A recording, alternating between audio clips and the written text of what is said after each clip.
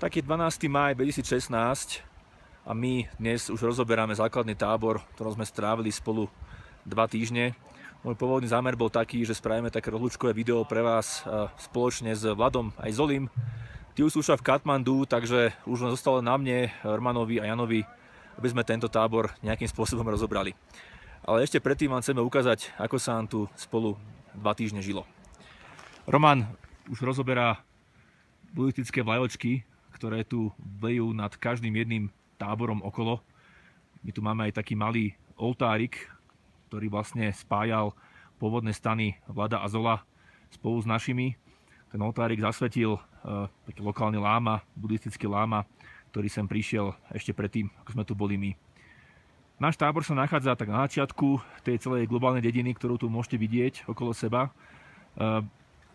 Tu z tábora nie je vidno vrchol Mount Everestu, zakrýva ho taký veľmi masívny predvrchol, ktorý vidíte práve teraz. Tu sa nachádza Nupce, jeho veľmi ostré a strmé zrázy spolu s ľadovcami. No a potom za týmto sedlom, ktoré môžete vidieť, je už vlastne čínsky Tibet a vrchol Changtse. Tuto je kopec, ktorý sa nazýva Kumbuce, tiež zakrýva mrak.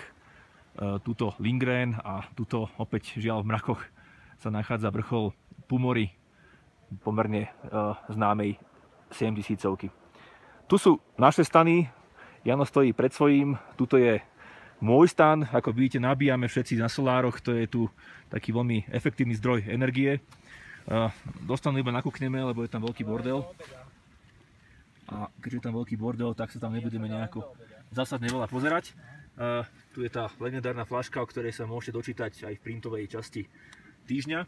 No a tuto hore máme záchod, to je taký ten bežovitý stan, ten vám ukazovať nebudeme, keďže sme už na konci výpravy a už sa nachádza v dosť plnom stave. No a za ním je jedalenský stan a kuchynský stan, ktorý vám ukážem za chvíľočku.